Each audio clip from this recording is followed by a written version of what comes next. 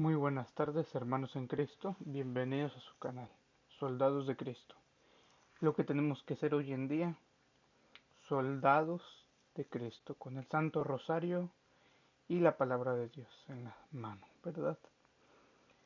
Hoy es día domingo, día del Señor, día de ir a la Santa Misa. Si no ha ido, puede ir en la tarde, no hay problema, ¿verdad?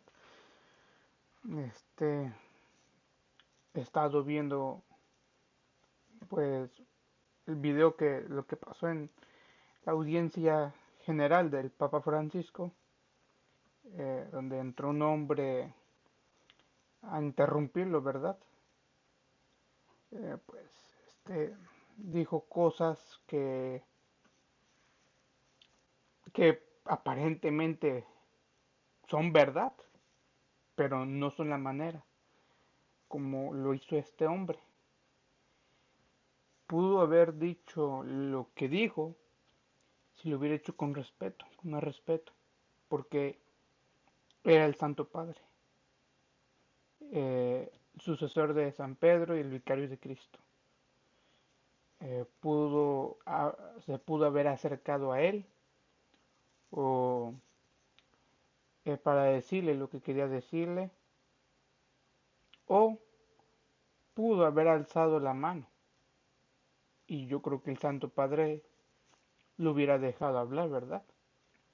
Maneras de hacer las cosas.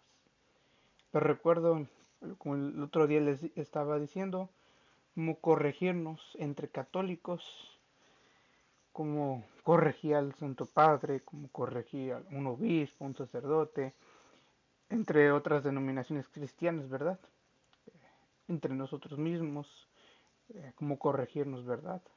Basándonos en el Evangelio de Jesucristo.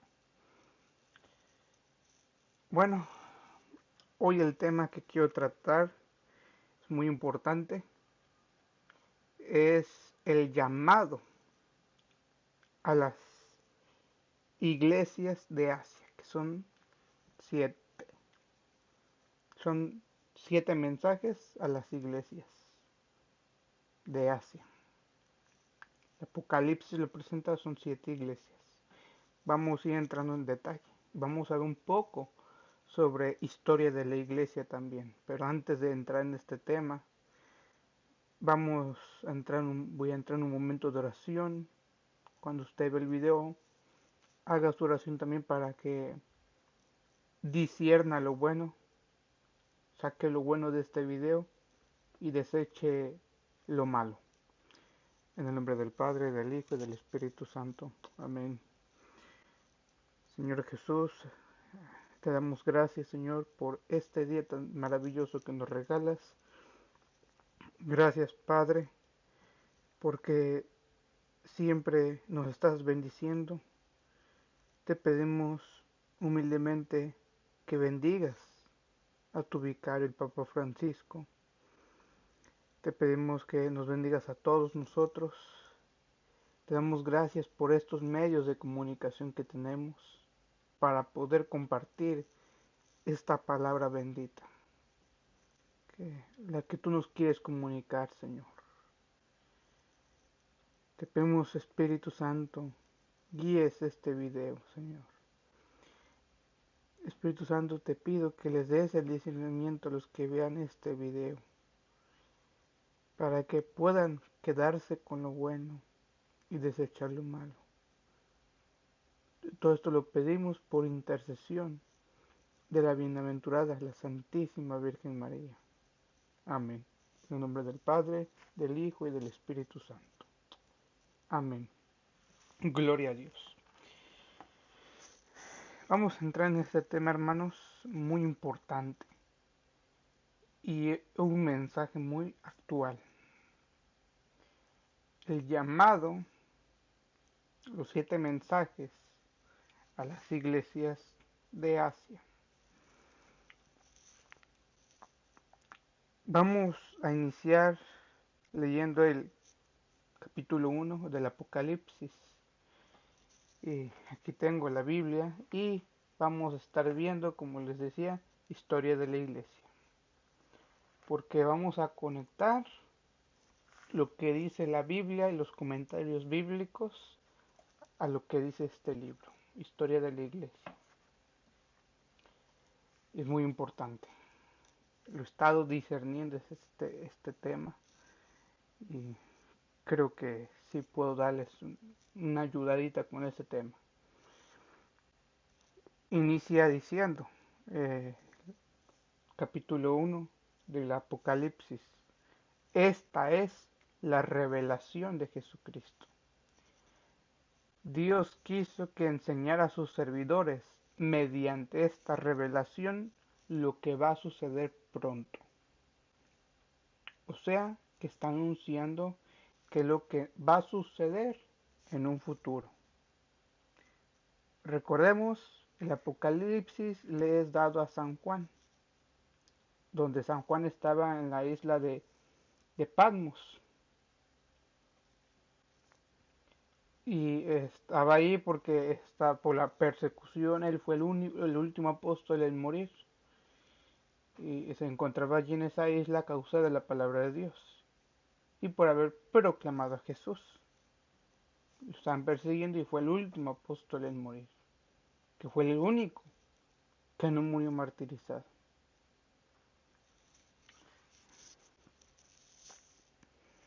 Y vemos cómo dice aquí la palabra, lo que va a suceder pronto, o sea, nos anuncia el futuro. Y hay ciertas cosas que se pueden evitar, prevenir, y hasta el mismo Apocalipsis nos dice qué es lo que se puede hacer para que muchas cosas que están escritas acá no sucedan. Envió a su ángel para que se lo transmitiera en forma de visiones a su servidor Juan, el cual afirma que todo lo que ha visto es palabra de Dios y testimonio solemne de Jesucristo. Feliz el que lea en público estas palabras proféticas, y felices quienes las escuchan y hacen caso de este mensaje, porque el tiempo está cerca. Juan a las 7 iglesias de Asia. Reciban gracia y paz de parte de aquel que es, que era y que viene, y de parte de los 7 espíritus que están ante su trono, y de parte de Cristo Jesús, el testigo fiel, el primer nacido de entre los muertos, el Rey de los reyes de la tierra. Él nos ama, y por su sangre nos ha purificado de nuestros pecados, haciendo de nosotros un reino y una raza de sacerdotes de Dios, su Padre.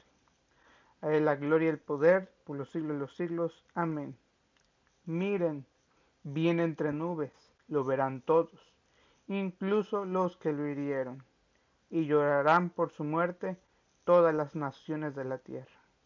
Sí, así será.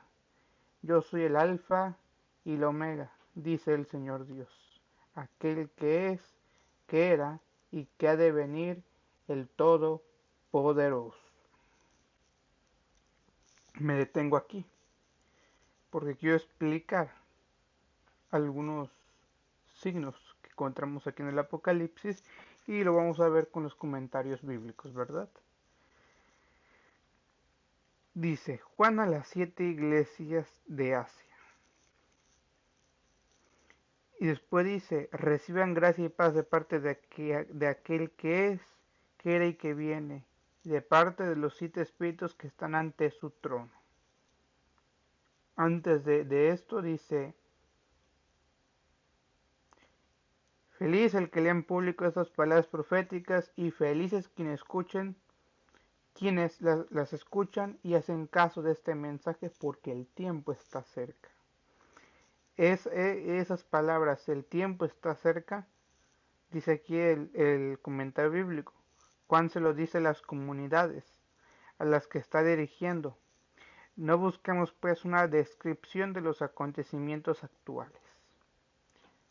O sea, se lo está diciendo a las comunidades a las que él se dirige, a la iglesia de Éfeso, de Pérgamo, y en fin, que el tiempo está cerca. ¿Cómo podemos entender esas palabras? El tiempo está cerca. Les recuerdo que siempre tenemos que estar preparados. tenemos que tener preparada nuestra alma, ¿verdad? Para rendir ya cuentas ante Dios en nuestro juicio particular después de que muramos, ¿verdad? Siempre tenemos que estar atentos, vigilantes, en oración, preparar nuestra alma, por si mañana, al rato, pues nos llega a llamar el Señor a su presencia y entregarle cuentas del bien que hemos hecho y del mal que hemos hecho.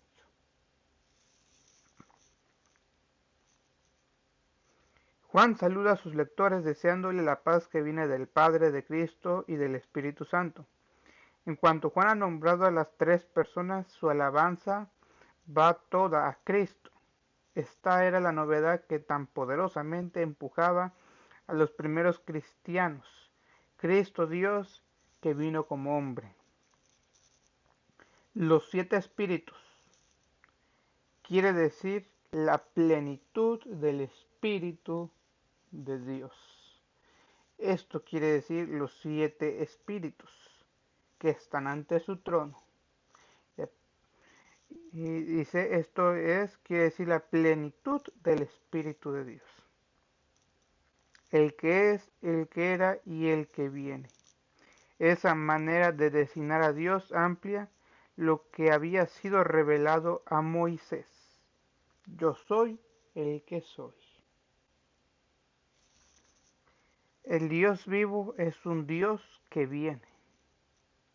Después se representa a Jesús como el Mesías y juez esperado por los judíos.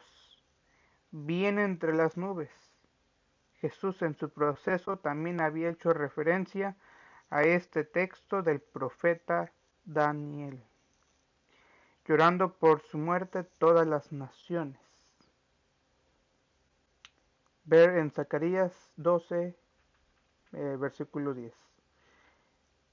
Esta profecía del Mesías asesinado, el que traspasaron, Alfa y Omega, o sea, A y Z, eso sugiere que Dios abarca toda la duración del tiempo. Y luego sigue Juan diciendo, yo Juan, hermano de ustedes, con quienes comparto las pruebas del reino de la perseverancia en Jesús, me encontraba en la isla de Patmos a causa de la palabra de Dios y por haber proclamado a Jesús.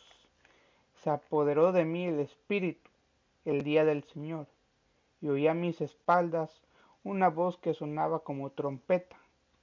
Escribe en un libro lo que veas y envíalo a las 7 iglesias: Éfeso, Esmirna, Pérgamo, Tiatira, Sardes, Filadelfia y Laodicea. Me volví para ver quién me hablaba. Detrás de mí había 7 candeleros de oro, y en medio de los candeleros vi como un hijo de hombre, vestido con una túnica que le llegaba hasta los pies, y un cinturón de oro a la altura del pecho. Su cabeza y sus cabellos son blancos como la lana, blanca como la nieve. Sus ojos parecen llamas de fuego. Sus pies son como bronce pulido acrisolado en el horno. Su voz resuena como estruendo de grandes olas. En su mano derecha tiene 7 estrellas. De su boca sale una espada aguda de doble filo, y su cara brilla como el sol, cuando está en su máximo esplendor. Al verlo caí como muerto a sus pies, pero me tocó con la mano derecha y me dijo, no temas, soy yo, el primero y el último, el que vive. Estuve muerto, pero ahora estoy vivo por los siglos de los siglos, y tengo las llaves de la muerte y de su reino. Escribe pues lo que has visto, tanto lo presente como lo que ha de suceder después. Escucha el significado de las 7 estrellas que has visto en mi mano derecha y de los 7 candeleros de oro.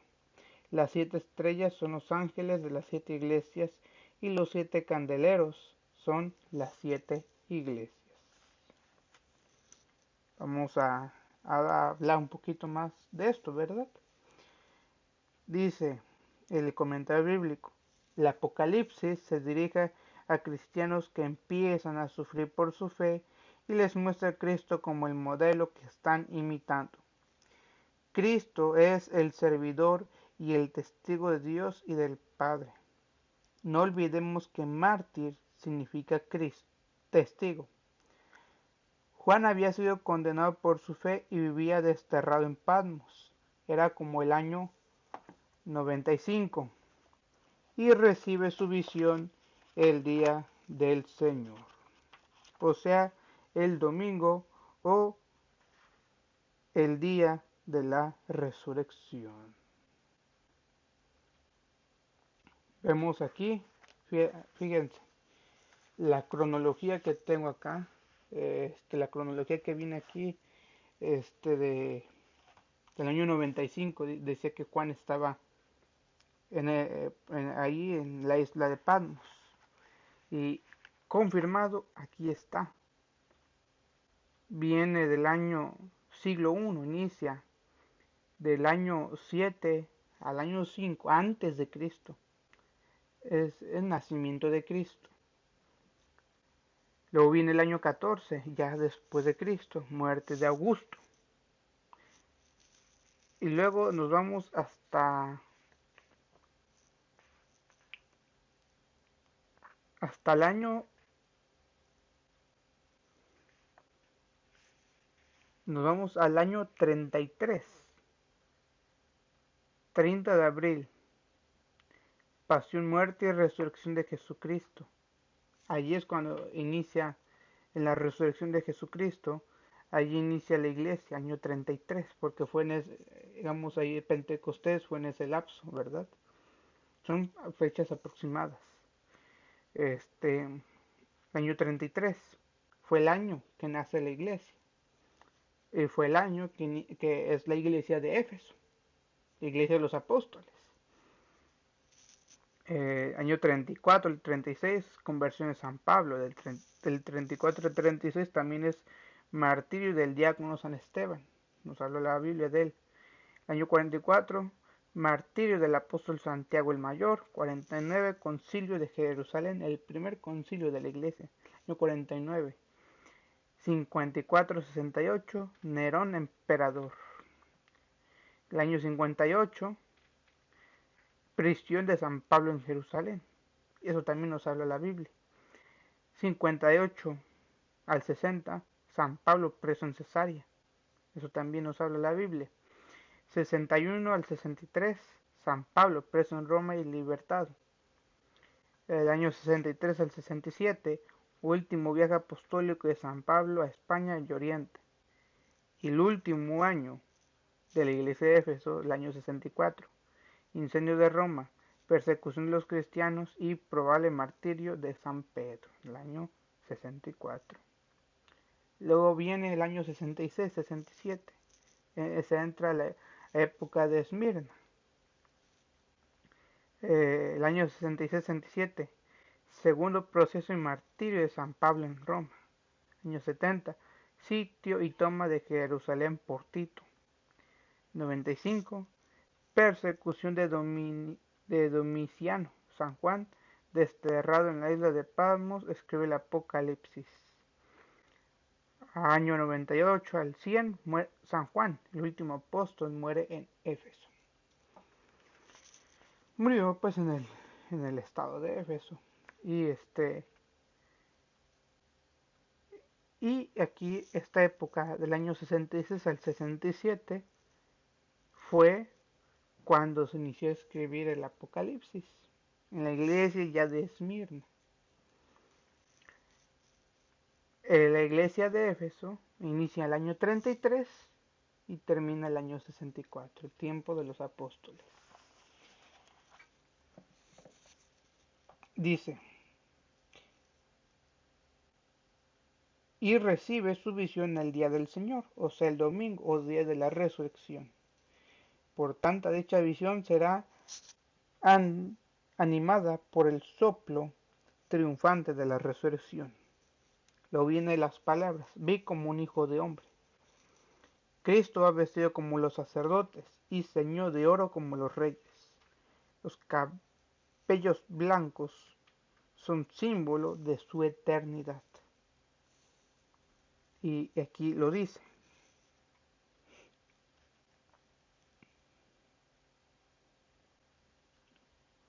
Su cabeza y sus cabellos son blancos, como la lana blanca, como la nieve.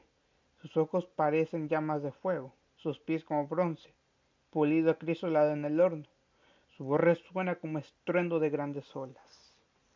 Y aquí lo que marca los comentarios bíblicos. Cristo vestido como los sacerdotes y ceñido de oro como los reyes. Los cabellos blancos son símbolo de su eternidad. Escuchen lo que viene. Los pies de bronce significan que nadie lo echará abajo. Cristo aparece tal como Daniel representa a Dios, juez universal. Yo soy el primero y el último, es decir, eso mismo que la Biblia dice de Dios. A ver qué dice Isaías 44, 6 y 12. Vamos a ver qué dice Isaías, porque aquí el comentario bíblico nos lo cita y es importante checar las otras citas bíblicas que nos narran los comentarios bíblicos. Muy, muy importante, hermanos. Vamos a ver qué nos dice Isaías 44, versículo 6.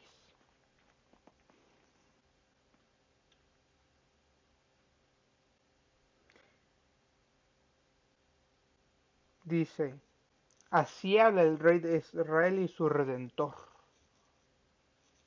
Yahvé de los ejércitos.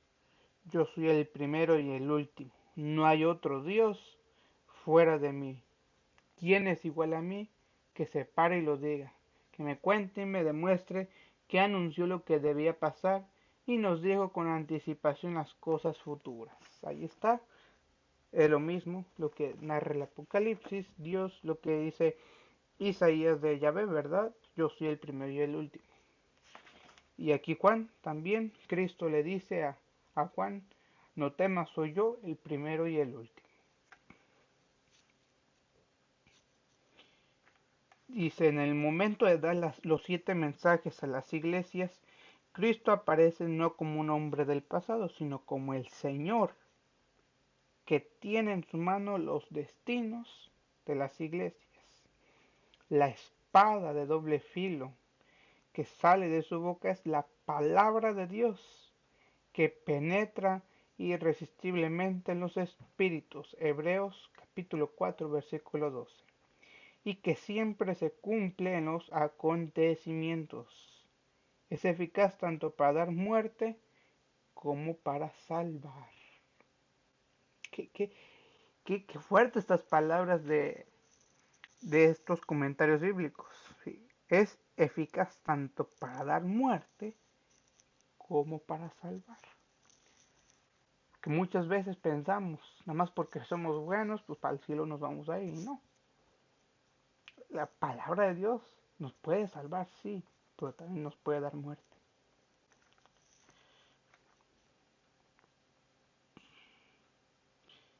No, no todo es amor, amor, amor y órale, porque te amo, que te diga Dios, porque te amo y te vas a ir al cielo más conmigo. No, no, no, no, así no trabaja Dios.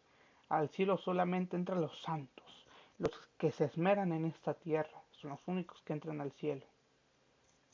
Los impíos, los herejes, blasfemos, chismosos, argüenderos, chismosas, borrachos, homosexuales, se van para allá sabe dónde. Y también lo narra la Biblia, ¿verdad?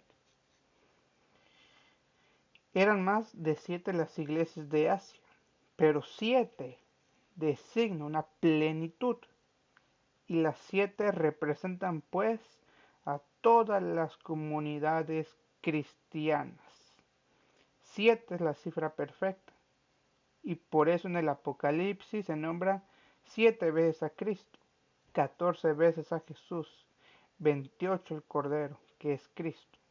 Hay 7 profecías de la victoria de Cristo con los suyos y 7 bienaventuranzas semejantes a las del Evangelio.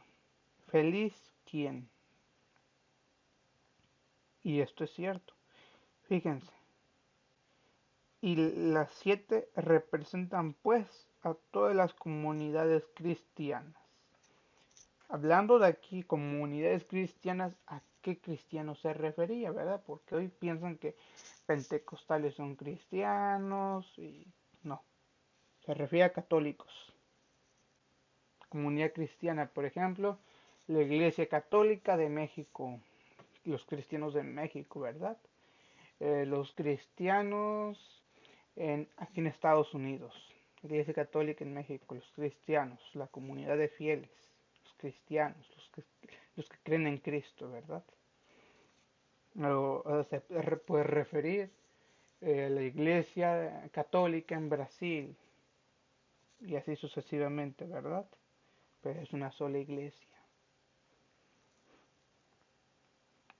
Porque aquí dice, eran más de siete las iglesias de Asia, pero 7 designa una plenitud y las 7 representan pues a todas las comunidades cristianas. Luego dice,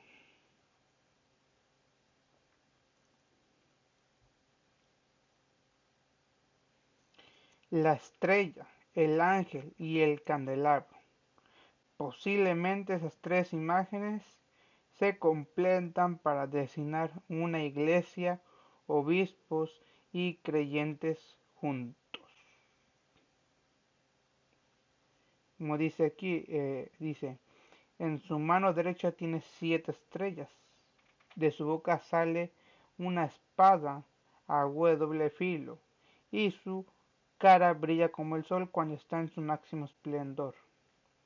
Al verlo como muerto a sus pies, pero me tocó con la mano derecha y me dijo, no temas, soy yo, el primero y el último, el que vive. Estuve muerto, pero ahora estoy vivo, por los siglos de los siglos, y tengo las llaves de la muerte y de su reino. Escribe pues lo que has visto, tanto lo presente como lo que ha de suceder pronto. Escucha el significado de las 7 estrellas que has visto en mi mano derecha y de los 7 candeleros de oro. Las 7 estrellas son los ángeles de las 7 iglesias. Y los 7 candeleros son las 7 iglesias. Y como les digo, la estrella, fíjense, aquí mismo nos explica el mismo texto, el Apocalipsis, el significado de las siete estrellas en la mano derecha de Jesús son los ángeles de las 7 iglesias y los candeleros son las iglesias. Ahora, aquí como lo explica el comentario bíblico, ¿qué es la estrella, qué es el ángel y el candelabro? Posiblemente esas 3 imágenes se completan para designar una iglesia, obispos y creyentes juntos. Un solo rebaño, ¿verdad? Los 7 mensajes que ven a continuación empiezan con la palabra conozco, porque ya vamos a entrar en el tema, en la primera iglesia, en la de Éfeso. Los 7 mensajes que ven a continuación empiezan con la palabra conozco. Cristo mira, conoce y ama a su iglesia. Empieza por subrayar lo positivo y después hace los reproches. Los mensajes que siguen nos dan a conocer las dificultades que enfrentan estas iglesias de Asia. Por una parte, son hostilidades provenientes tanto de los judíos como de los paganos. Vienen a probar la perseverancia de los creyentes. Por otra parte, es la presencia de los nicolaitas, es decir, esos cristianos que por miedo a romper con su ambiente, aceptan incluso compartir con otros en los banquetes de los templos paganos donde se come la carne sacrificada a los ídolos. Su fe es amenazada. La última tentación es la que viene con el tiempo. Se enfría el amor que se había despertado en los primeros momentos de la conversión. Me quiero quedar con unas palabras aquí. Empieza por subrayar lo positivo y después hacer los reproches. O sea, claro, no todo es positivo, hay cosas negativas. Hay, por ejemplo, a mí en mi día de juicio, a ti en tu día de juicio, a ti el Señor te va a juzgar por tus buenas y malas obras. Te va a señalar tus cosas buenas que tienes, pero también te va a decir las cosas malas, las que no confesaste, las que no enmendaste, por supuesto, ¿verdad? Y si no las enmendaste, pues no entras al cielo, entras al purgatorio a purificar esos, esos pecados, ¿verdad? Que no confesaste. Los tienes que pagar allí en el purgatorio. Y si de plano hiciste puras cosas malas, pues ni esperanza tengas de purgatorio. A menos de que te arrepientas a lo mejor en el último momento. Eso no quiere decir que sigas haciendo cosas malas y te arrepientas en el último momento y que te quieras justificar como Dimas o buen ladrón, ¿verdad? No, tampoco, porque eso sería jugar con la misericordia de Dios. Decía, yo, pues voy a hacer cosas malas, voy a robar, voy a irme de borracho y me voy de mundano, pero ¿qué crees? Yo ya conozco el Evangelio de Cristo. Y decir, pues me porto mal y ya después me arrepiento. No, no, así no es el catolicismo. Habló de las personas ateas que rechazan a Dios por completo. De esas personas que viven en el mundo, que no conocen a Dios. Que en el último momento tienen una experiencia y se arrepienten. Pues entonces sí, pueden entrar al cielo.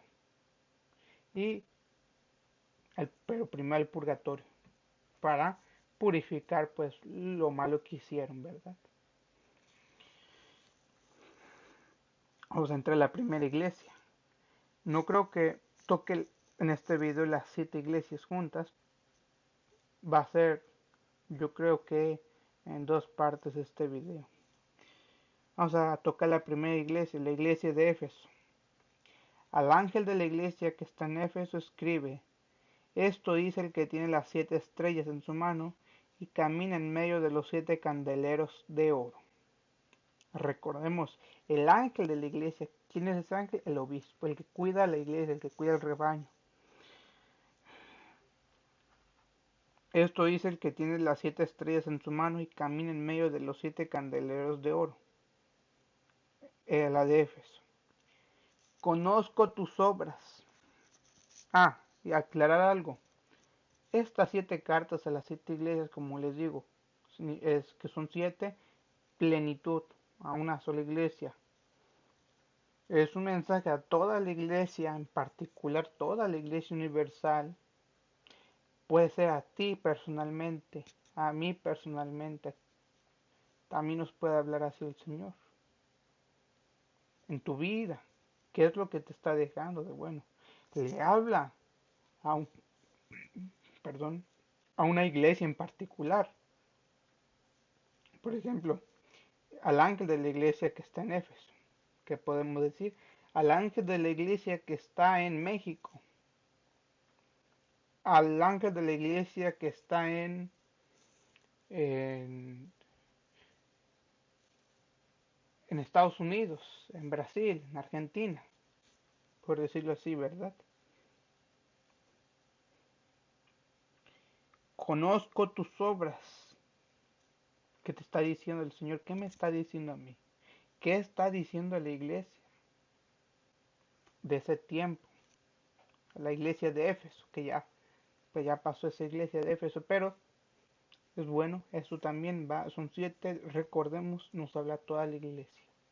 Este mensaje es uno, es un solo mensaje. Conozco tus obras, tus dificultades y tu perseverancia. Sé que no puedes tolerar a los malos. No, yo no los tolero, ¿verdad? Y que pusiste a prueba a los que se llamaban a sí mismos apóstoles y los hallaste mentirosos. Tampoco te falta la constancia y has sufrido por mi nombre sin desanimarte. Pero tengo algo en contra tuya. Ah, y aquí viene el reproche, ¿verdad? No todo es bueno. Tenemos cosas malas, es una verdad. Pero tengo algo en contra tuya. Y es que has perdido tu amor del principio. Date cuenta, pues de dónde has caído. O sea, examínate, recupérate y vuelve a lo que antes sabías hacer. De lo contrario, iré donde ti y cambiaré tu candelero de su lugar. Eso haré si no te arrepientes. Pero ya es algo positivo que rechaces la conducta de los nicolaitas, que yo también aborrezco. El que tenga oídos, escuche este mensaje del Espíritu a las iglesias. Al vencedor le daré de comer del árbol de la vida que está en el paraíso de Dios. Esta palabra va a la iglesia de Éfeso, a la comunidad de Éfeso, al tiempo que duró esta iglesia de Éfeso, la iglesia de los apóstoles.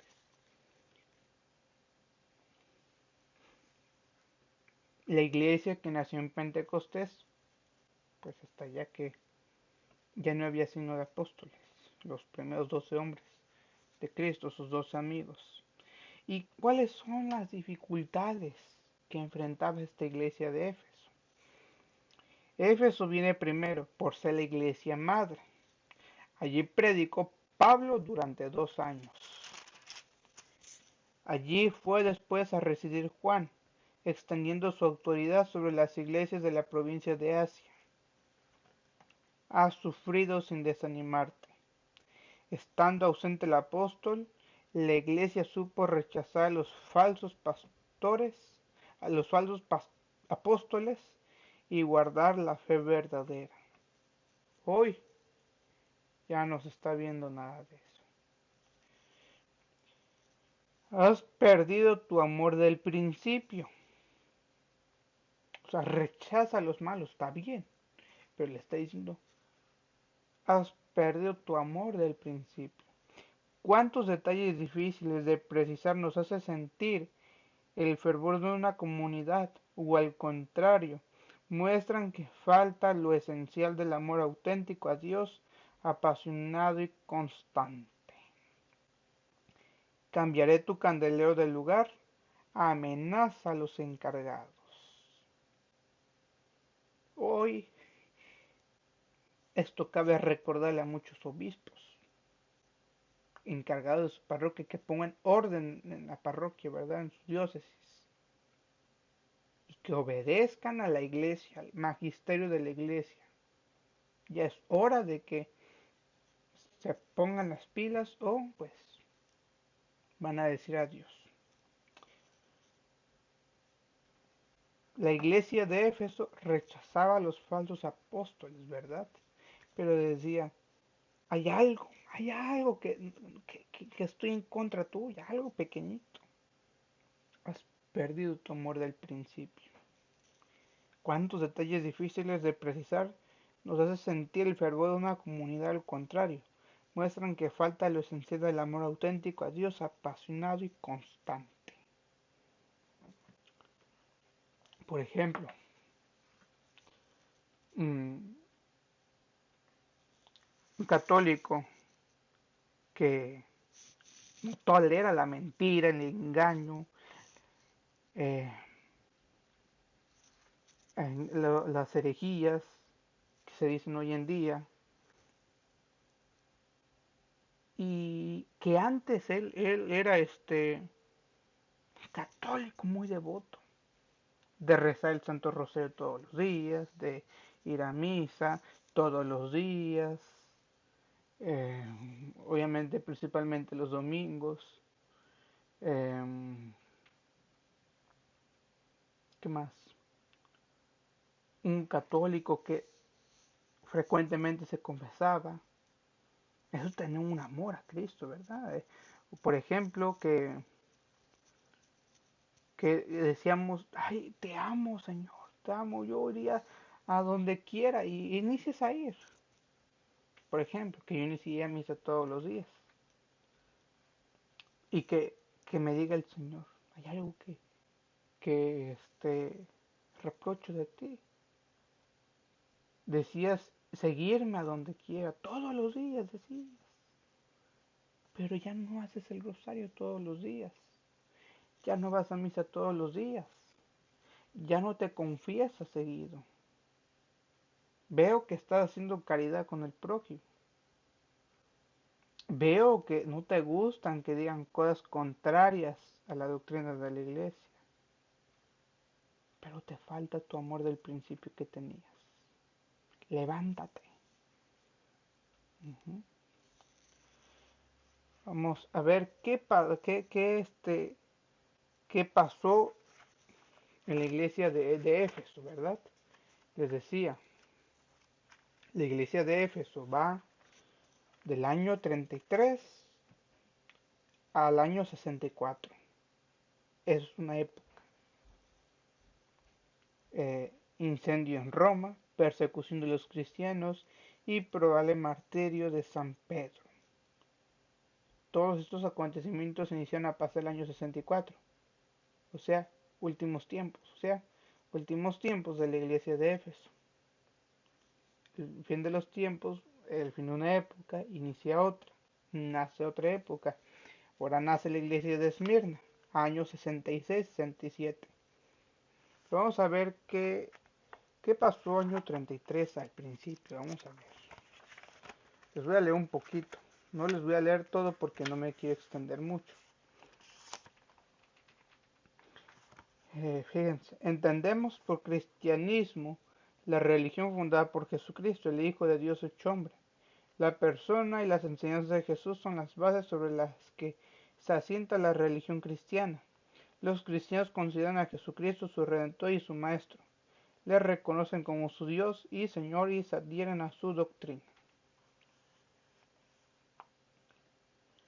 Le reconocen como su Dios y Señor y se adhieren a su doctrina. O sea que no solo basta creer en Cristo, pero no me adhiero a su doctrina, ¿verdad? Dice, en una hora precisa del tiempo y en el lugar determinado de la tierra, el Hijo de Dios se hizo hombre, irrumpió en la historia humana. El lugar de nacimiento de Jesús fue Belén de Judá. La hora cuando reinaba en Judá Herodes el Grande y Quirino era gobernador de Siria, bajo la autoridad suprema del emperador de Roma, César Augusto. La iglesia de Cristo, la vida de Cristo entre los hombres se prolongó hasta otro momento de la historia. Bien precisó también la pasión, muerte y resurrección de Jesucristo tuvieron lugar en Jerusalén. A partir del día 14 del mes de Nisan del año 30 de la era cristiana, Caifás desempeñaba el cargo de sumo sacerdote, gobernaba Judea el procurador Poncio Pilato y reinaba en Roma el emperador Tiberio. Y habla, y vamos a ver qué pasó en el año 64, vamos a ver.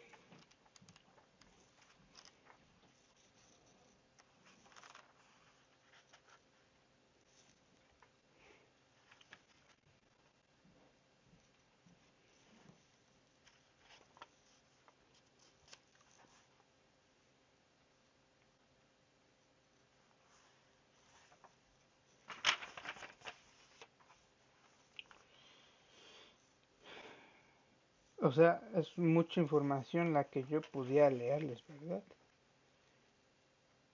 Es mucha información. Ustedes pueden leer también ustedes ahí, hermanos.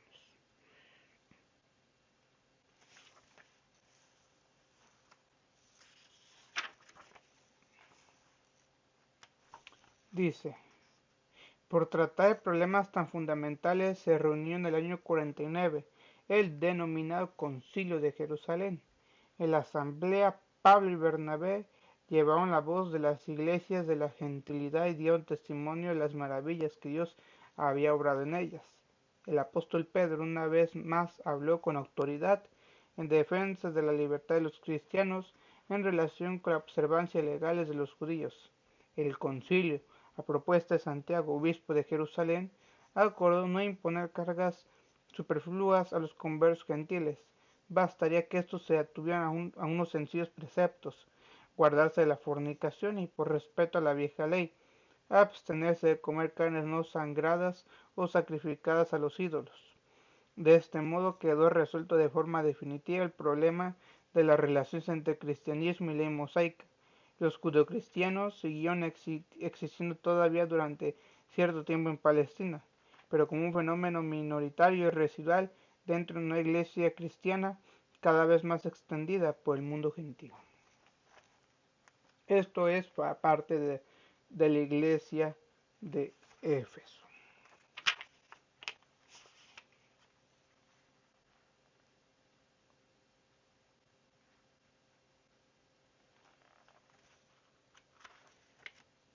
Dice otro, las circunstancias que rodearon a la primera persecución, la neroniana, fueron pródigas en consecuencias, pese que esa persecución no parece haberse extendido más allá de la urbe romana.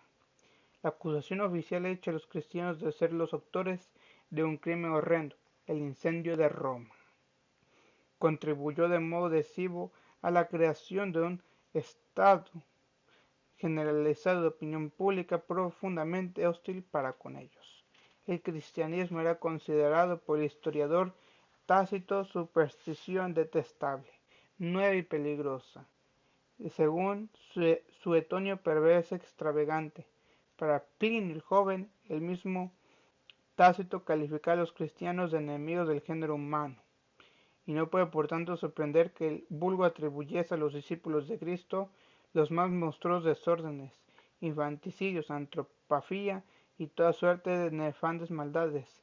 Los cristianos a las fieras, dirá Tertuliano, se convirtió en el grito obligado en toda suerte de mortines y algaradas populares.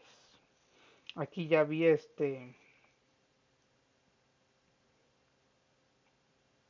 ya había persecución a la iglesia de Cristo.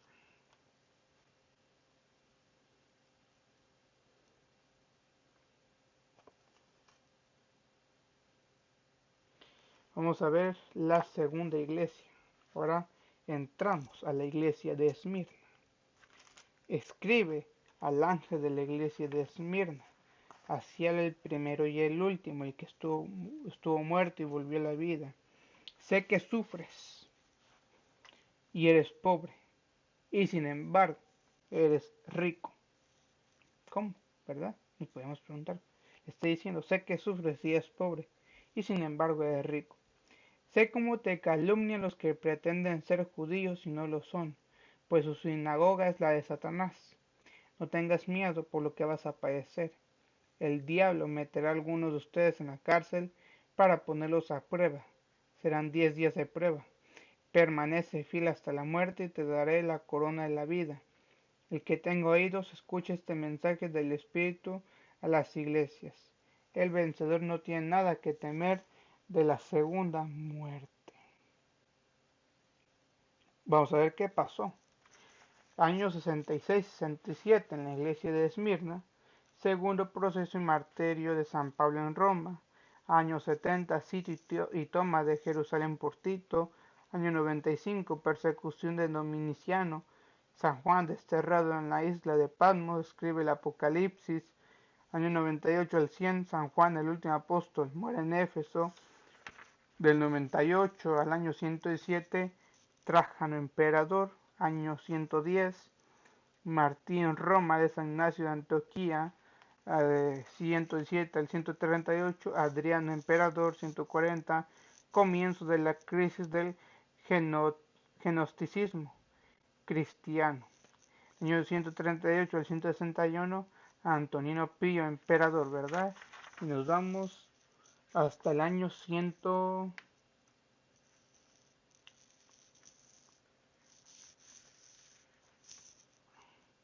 hasta el año 311, edicto de tolerancia a los cristianos de Galerio. Entonces, la iglesia de Esmirna abarca el año 66 hasta el 311. Son muchos años. Y fíjense lo que dice aquí. La iglesia de Esmirna. Y aquí en la iglesia de Esmirna hubieron 10 persecuciones a los cristianos.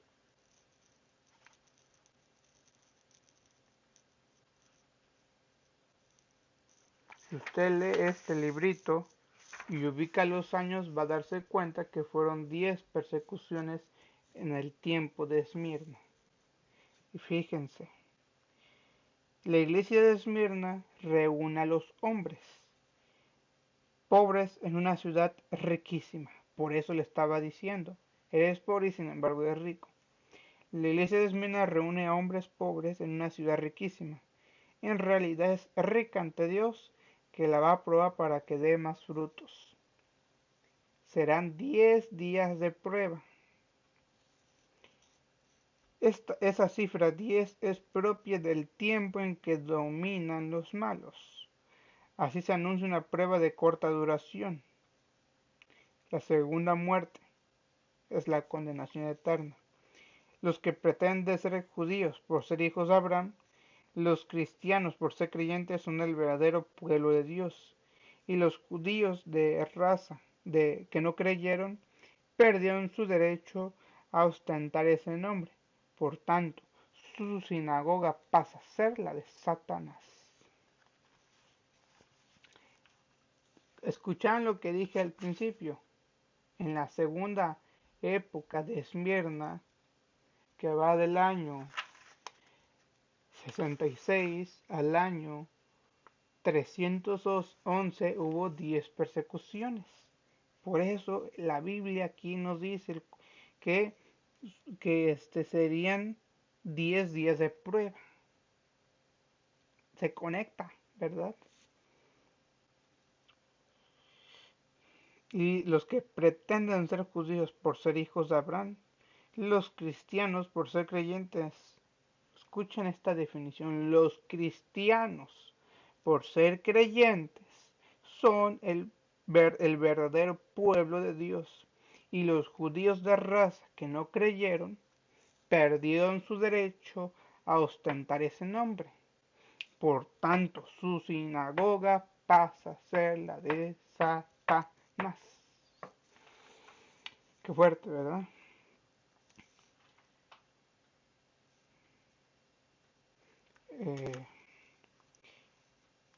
La última persecución fue de la época de Esmirna, fue del año 304 al 305, la gran persecución de Diocleciano. Otra persecución, persecución de Valeriano, martirio del Papa Sixto II y del diácono Lorenzo en Roma, de los obispos Cipriano de Cartago y Fructuoso de Tarragona.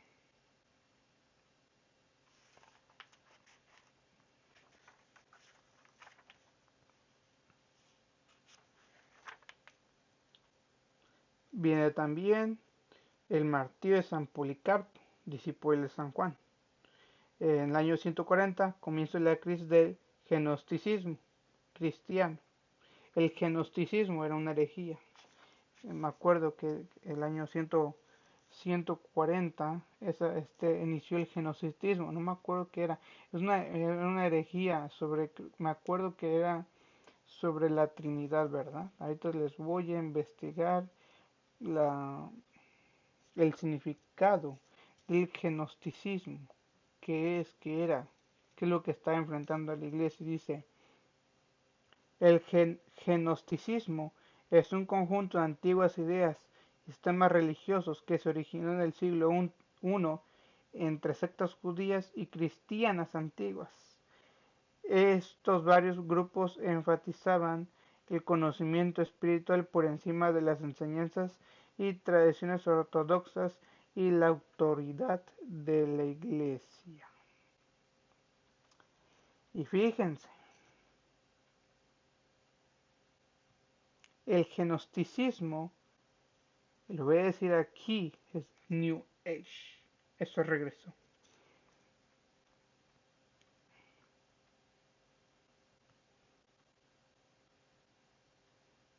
Vamos a ver qué cree el gnosticismo. Es una creencia dualista. El bien frente al mal, el espíritu frente a la materia, el ser supremo frente al demiurgo, el espíritu frente al cuerpo y el alma. Otra definición. Esta doctrina era considerada hereje por parte de los cristianos de la época por ser considerada una práctica esotérica y alejada de los valores del cristianismo. Por esto, el gnosticismo forma parte de las doctrinas que contribuyeron las bases de la cosmovisión occidental.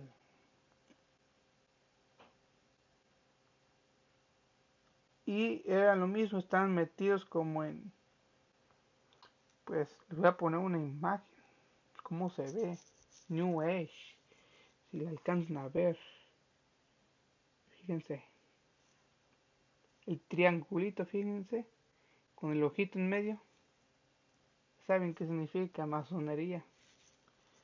Sí, está algo así de masonería, me acuerdo, este triángulo con ese ojito.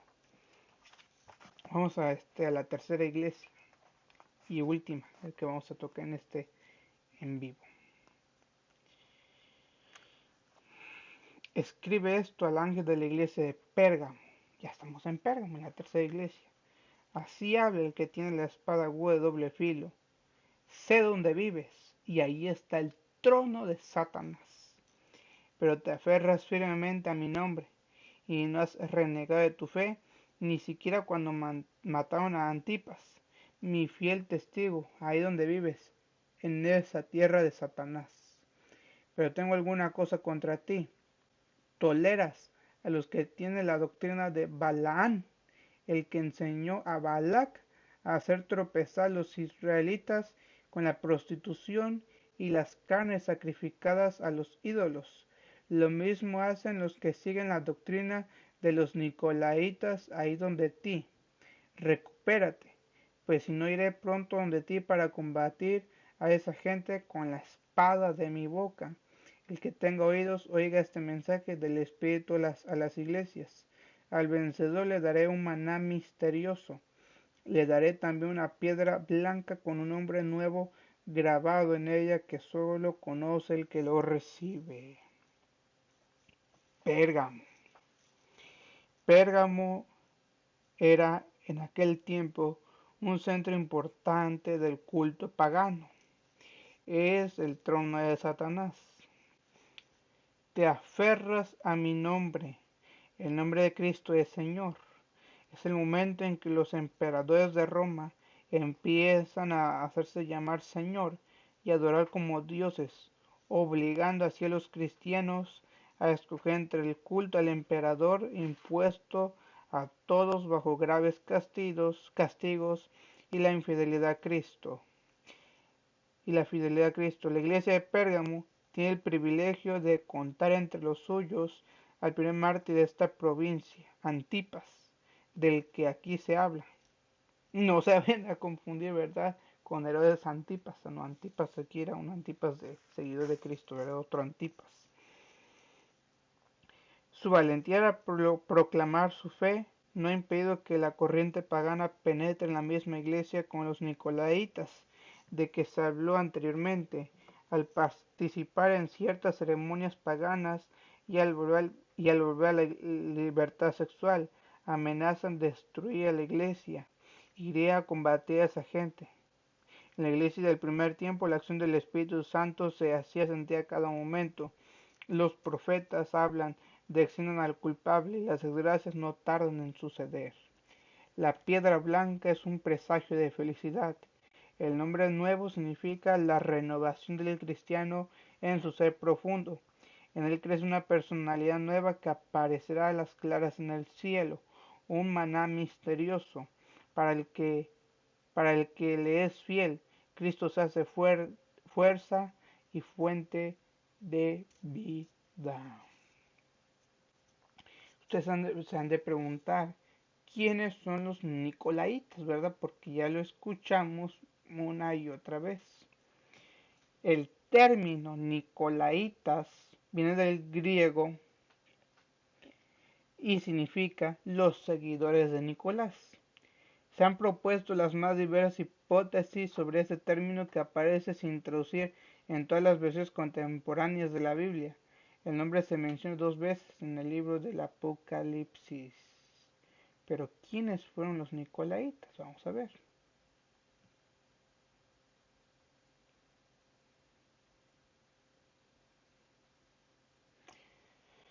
Dice, ya recuerdan que los nicolaitas los habíamos visto en la iglesia de Pérgamo. Allí fue donde escuchamos por primera vez a los nicolaitas. ¿Quiénes fueron los nicolaitas en el mundo de Éfeso y Pérgamo? También desde Éfeso empezó, ¿verdad? Dice, una dura advertencia a los efesios va enseguida por un estímulo que es notablemente difícil de entender. Este es un estímulo que nos provee de una gran cantidad de iluminación sobre este crítico tema. Pero tienen una cosa, odian las prácticas nicolaitas, cosa que yo también aborrezco. El estímulo tiene que ver con la afirmación de Cristo. Los efesios odiaban a las obras de los nicolaitas. Para que se pueda entender lo que estas prácticas podían ser, debemos mirar lo que se le pidió a Juan, que escribía a la congregación de otra gran ciudad romana de Asia Menor, la ciudad de Pérgamo. Leemos en el Apocalipsis capítulo 2, versículo 3 al 15, ¿verdad?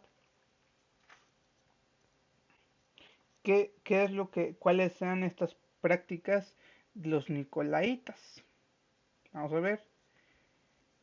Toleras a los que tienen la doctrina de Balaam,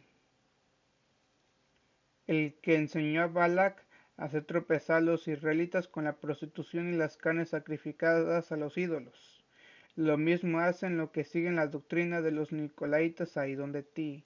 Esto era lo que hacían los nicolaitas. Se iniciaron a infiltrar en la iglesia tiempo de Éfeso, la iglesia de Éfeso, la iglesia de Esmirna y hasta en Pérgamo, ¿verdad? Se iniciaron a meter dentro de la iglesia y confundían pues a los cristianitos, ¿verdad?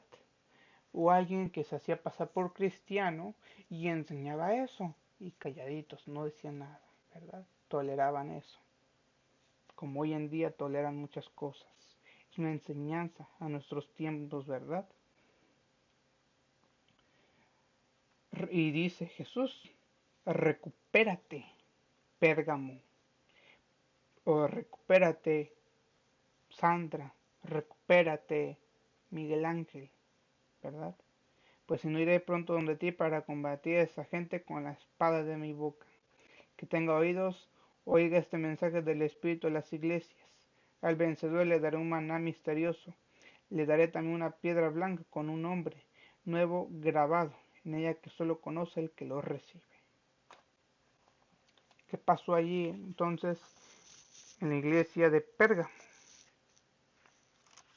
Ahí inició, aparte de que estaba todo de los nicolaitas, inició el arrianismo, otra herejía. Y esta iglesia de Pérgamo abarca el año 313 hasta el año 500. 500 y algo, 505, 506, ¿verdad? ¿Y qué pasó allí? 313, Edicto de Milán da libertad religiosa.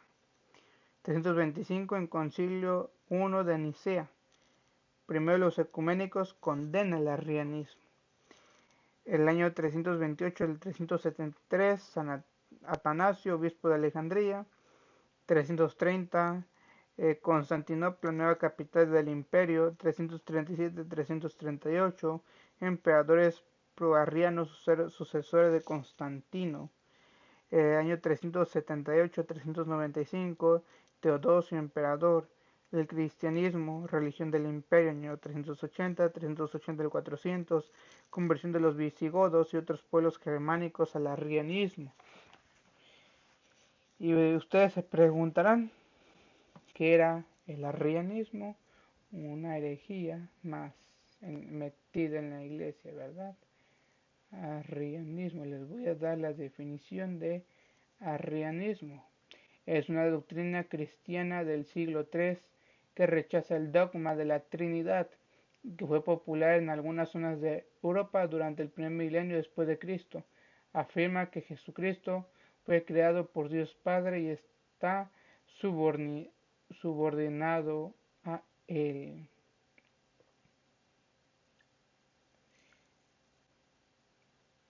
Entonces, esto era lo que la herejía del arrianismo, una doctrina cristiana del siglo III que rechazaba el dogma de la Trinidad. Y que crean, estaban aquí sí lucharon contra esta herejía del arrianismo, pero no se luchaba contra todo. La Biblia que nos explica, permitían esto todavía, los primeros años permitían a los nicolaitas, ¿verdad? Porque fue el año 313 hasta el 325 que se condenó el arrianismo.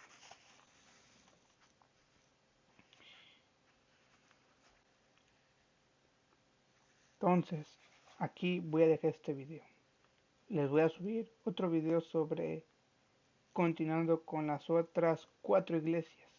Y en cuál les voy a decir en cuál nos encontramos ahorita. Y cuál es la siguiente iglesia a la que estamos a punto de cruzar. ¿Verdad? Y será la última época de la iglesia. Dios les bendiga. Y sigan adelante, hermanos. Quédese con lo bueno. Rechace lo que a lo mejor no pude decirlo tan claro, ¿verdad? Pero estas, como les digo, son 7 iglesias, una sola iglesia, que 7 quiere decir plenitud, o sea, una plenitud, o sea, una sola iglesia. Y este mensaje a las 7 iglesias va dirigido a ti, ese mensaje va dirigido a ti, va dirigido a una iglesia en particular, una parroquia en particular, a toda la iglesia en general. Hoy en día es un mensaje que son mensajes que debemos tener en cuenta. Estos mensajes del Apocalipsis son muy buenos, hermanos. Y la siguiente iglesia que vamos a tocar es la iglesia de Tiatira en el siguiente video. Se puede hacer muy largo ¿verdad? Lo voy a subir enseguida después de este video. Que Dios les bendiga.